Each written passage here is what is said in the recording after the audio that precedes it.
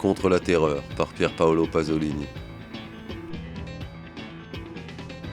La rubrique Memento sur le site Ballast publie des textes introuvables sur internet. Semaine Pasolini. Nous terminons cette semaine pasolinienne sur un texte signé de l'auteur lui-même, Contre la terreur, paru le 6 août 1969. Il fut traduit en français dans l'ouvrage Contre la télévision, aux éditions Les Solitaires Intempestifs. Le livre est introuvable car épuisé et ce texte n'avait jamais été mis en ligne sur internet. Pasolini se propose ici de définir la bourgeoisie non plus comme une classe, mais comme une maladie, et de revendiquer la nécessité d'intervenir comme citoyen, voire comme journaliste, dans le débat public. Pourquoi ai-je accepté d'écrire pour Tempo la présente rubrique ? C'est plutôt une question que je me pose à moi-même, et non un prétexte pour répondre par avance à ceux qui, amis ou ennemis, me la poseront. Il y a plusieurs raisons. La première est le besoin personnel de bouder l'enseignement de Bouddha. Bouddha enseigne le détachement des choses, pour le dire à l'occidental, et le désengagement, si je poursuis dans le gris langage occidental. Deux choses qui sont dans ma nature. Mais il y a précisément en moi un irrésistible besoin de contredire ma nature. Naturellement, ce besoin de me contredire a lui aussi besoin de justification. Le pourvoyeur de ces justifications, c'est l'ensemble de mon conformisme, lui-même, du reste, bien difficile à définir, étant un phénomène au caractère, maudit soit-il, composite et ambigu. Son équivalent partiel le plus proche serait peut-être le conformisme communiste tel qu'il a existé dans l'après-guerre, une chose donc presque aussi lointaine que mon enfance. Les justifications en tout cas que me dicte mon énigmatique conformisme, concernant le présent engagement hebdomadaire auquel j'ai souscrit, sont toutefois très simples. Je me justifie en invoquant la nécessité civile d'intervenir dans la petite monnaie de la lutte quotidienne afin de proclamer ce qui, selon moi, constitue une forme de vérité. Je précise tout de suite qu'il ne s'agit pas d'une vérité affirmative, mais plutôt d'une attitude, d'un sentiment, d'une dynamique, d'une praxis, presque d'une gestualité. Celle-ci ne peut donc échapper à nombre d'erreurs, ni même peut-être à quelques sottises. Sur cet aveu, je vois déjà le sourire ironique des journalistes, mes nouveaux collègues désormais. Je sais confusément que, par mon œuvre littéraire et cinématographique, je suis, pour ainsi dire, commis d'office dans le rang des personnes publiques. Eh bien, nous y voilà. Je me refuse précisément à adopter un comportement de personne publique. Si j'ai obtenu quelque autorité, pour des raisons plus ou moins bonnes, à travers mon œuvre, je viens ici la remettre entièrement en discussion. Comme du reste, j'ai toujours cherché à le faire. On pourra dire que mes efforts sont vains, que certains types de pouvoirs, une fois acquis, se doivent d'être conservés. Qu'il est impossible d'en démissionner et qu'en conséquence de quoi, ayant obtenu un certain pouvoir de prestige, fût-il limité et discutable, à travers des poèmes, des romans, des films et des essais linguistiques et sémiologiques écrits en honnête homme, j'appartiens fatalement à l'ordre d'une autorité indifférenciée, ni plus ni moins que celui qui l'a recherché volontairement, un bureaucrate, un homme politique, un colonel de gendarmerie, un professeur, un industriel. Un jeune homme qui découvre aujourd'hui le monde, culturel, ne peut pas ne pas me percevoir comme investi de cette espèce d'autorité paternelle qu'il surplombe. Eh bien, je me refuse à admettre cela. Voilà pourquoi cette rubrique, selon mes intentions du moins, n'aura aucune autorité, et pourquoi je n'aurai aucun scrupule à l'écrire. Je veux dire aucune crainte de me contredire ou de ne pas me protéger suffisamment. Cela étant dit, je suppose que se trouve clarifiée du même coup la raison pour laquelle j'ai voulu intituler ces pages hebdomadaires « Le chaos », sous-titré idéalement « Contre la terreur ».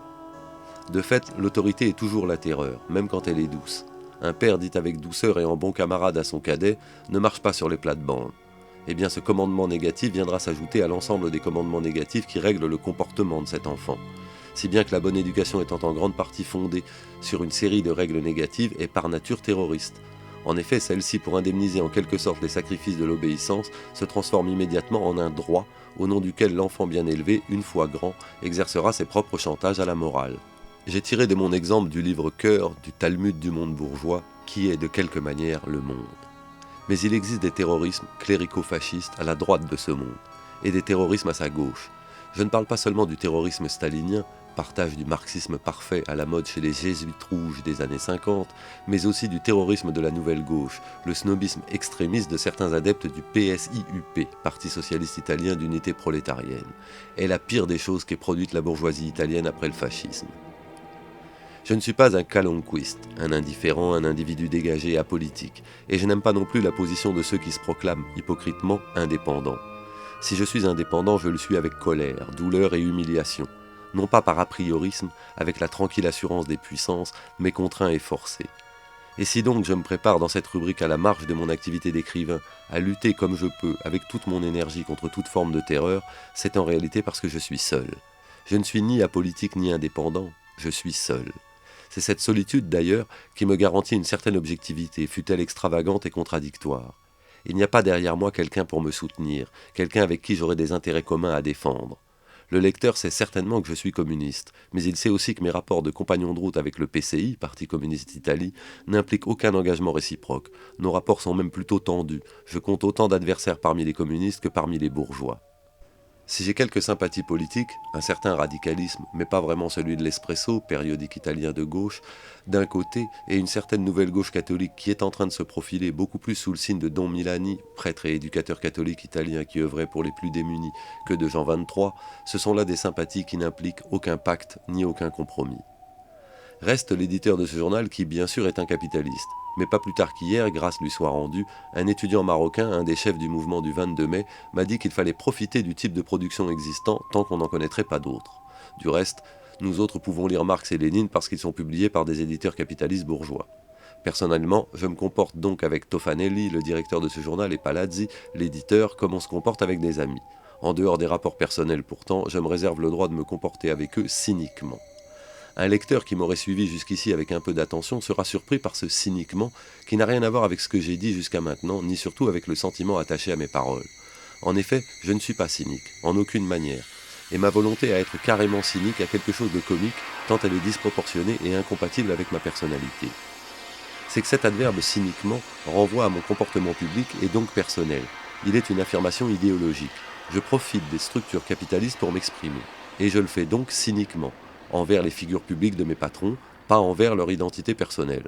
L'autre chose que je voudrais ajouter en guise de préface à cette série d'interventions que je m'apprête à écrire est la suivante. Mes paroles seront souvent violemment tournées contre la bourgeoisie. Cela constituera même le thème central de mon discours hebdomadaire. Et je sais très bien que le lecteur sera déconcerté, c'est comme cela qu'il faut dire, par une telle fureur de ma part. En fait, les choses seront claires quand j'aurai précisé que par bourgeoisie, je n'entends pas tant une classe sociale qu'une pure et simple maladie. Une maladie très contagieuse. C'est si vrai qu'elle a contaminé presque tous ceux qui la combattent, des ouvriers du Nord aux ouvriers immigrés du Sud, en passant par les bourgeois d'opposition et les solitaires comme moi.